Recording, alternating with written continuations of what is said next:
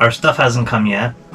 We brought that to a U-line company who ships it in a container to the nearest city to where we are, because we're kind of in a rural area. And that container got delayed because one of the containers in that truck got sent back from customs, so the whole truck had to go back and remove that container and start over again. So luckily our stuff didn't get stopped by customs, but it is in the United States, but it is not in Richmond yet, which is the closest city. By the way, yeah, we mentioned customs because we are bringing our stuff from Canada to the United States. Yes, we shipped it somewhere near Toronto, if you're familiar with the area. It was Brampton. Yeah. We drove all of our stuff to Brampton, put it in a container. It's being shipped across the border, but they can't leave until we actually have crossed the border ourselves. So we crossed the border about 9 days ago. 7 days ago. 7 days ago? Exactly, yeah. Okay. 7 days ago we crossed the border, and our stuff is supposed to be here 2 days ago, and because of this it's now delayed. And now today is Friday, so we're not gonna see it probably till Monday or Tuesday now, so it'll be a long wait without our stuff. On the good side of that is that once we get our stuff, this boat is gonna be so full, so we have more time to organize and downsize and bring out dozens of garbage bags of stuff, because there was so much things like we got now plenty of space to put our own stuff in here.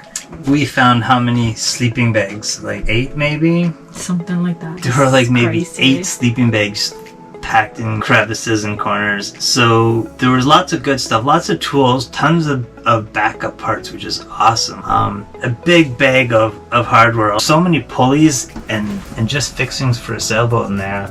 Like, I don't know if you're all avid sailors and you've had to buy blocks and pulleys, but those all cost like $150, some $200, cheap ones $75. There's a whole big heavy bag that we've condensed from all different parts of the boat and put them in one area. I mean, like, there's so much hardware in there. It's awesome. It's awesome to not have to ever buy that stuff. Hopefully never have to buy another block of pulley. Because a lot of the stuff were rotten and like corroded, so we had to get rid of a lot of things too, which is very sad because a lot of them are like good quality stuff, but because of the age and the salty water, that just damaged it. And our stuff is coming in 3 to 4 more days. Yeah, next week.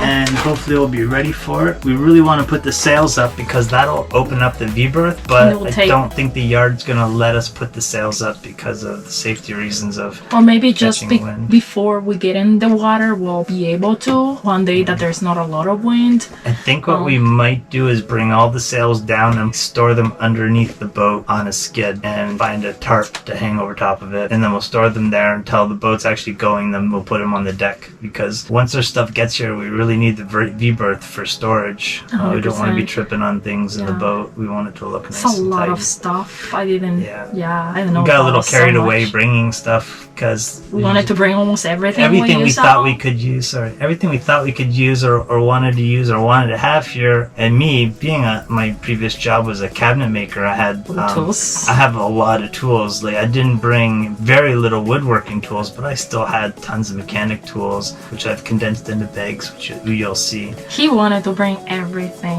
One of everything, at least. One of everything. But I gave away all my duplicates. We reduced a lot of things too, like crazy. Like, we reduced from a big place to a small apartment and then to a sailboat, which is like, a huge change of life. Our downsizing went from a 3-bedroom house on 2 acres with a massive garage and walk-up attic, so 50 feet by 25 feet of storage shelves just above the shop, and a shed. Everything had tools and supplies and things that I use regularly. All that got condensed into a bachelor apartment, literally, plus a trailer and shed for storage. And now it went from that, we condensed everything into one cube. Oh, you saw the video where I started taking the propeller apart. I was working towards getting to the cutlass bearing, and the Gori propeller is not coming off. I spent about 2.5 days working at it. Had a couple of guys on here on the yard look at it, and over emails all saying that I'm doing it the right way, but it's just too seized on, and I don't have the means to really get it off. I think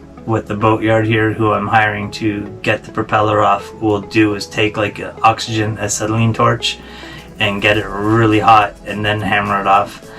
I already broke one C-wrench or C-span or whatever you want to call it, and I have a second one amazingly found on this boat, but after trying with that one in a propane torch, it's still not coming off. So that's where we stopped that video, so you're not watching me spending 2.5 days banging and rigging that thing so it won't rotate. So luckily we have a full service yard here. We're just waiting for a call from them to make an appointment to come here and do that work order. Good morning, people. Today we got nowhere with the propeller.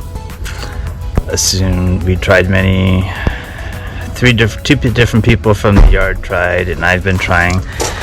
We can't seem to get this hub off, which just has to back off using a C-spanner wrench on here, which you can see we've tried so much that it's oblong shape now. So as a last resort, I'm now going to cut the jacket and have to order a new one, which is going to take some interesting fitting because they drilled these set screws in after the fact of this being torqued down for them to line up. So the new one's going to have to be modified for the set screws to line up. So I'm not looking forward to this at all, but what's got to be done's got to be done. So now I'm going to get started.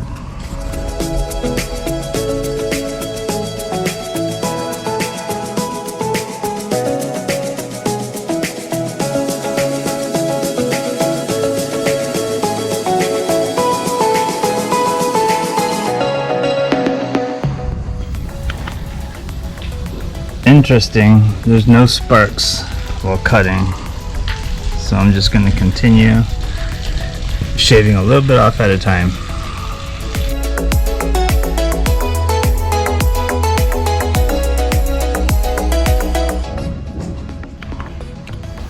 So as you can see, I've cut a lot out.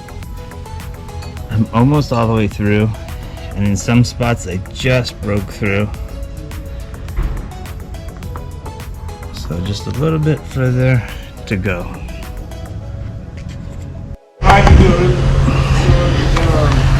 The chisel finally separated it.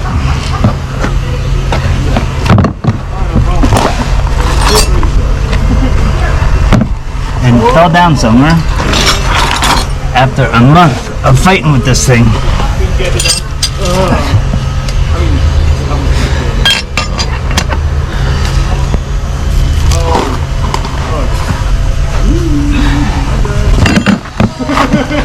Chisel.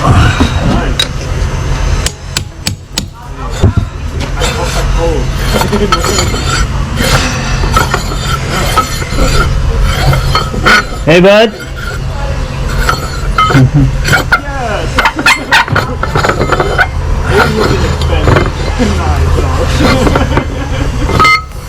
Yeah, better than losing the boat. I think you would have them all. Success. Now on to the rest of the removal. So we'll wrap things up for now. Thanks for watching. Yeah, and remember to subscribe, like, share. For those people like my mom, perhaps, no offense, mom, it's the little thumb you see in the bottom of the video. You click that button. It really helps us out because it fixes the algorithm to make us more noticeable on YouTube. So just by clicking that thumbs up really does actually help. If you make a comment below, that really helps. And if you want to watch another video of us, you subscribe so that it comes up in your subscriptions. So when we have a new video, you can see it right away. Well, some people don't understand it. I mean, a lot of people aren't super familiar with. The thing is, my mom would know how to YouTube. No. My mom wouldn't know how to subscribe or like. Okay. You can do some editing right there, but. Yeah. Okay, I think we said it enough. Cut it. We're done.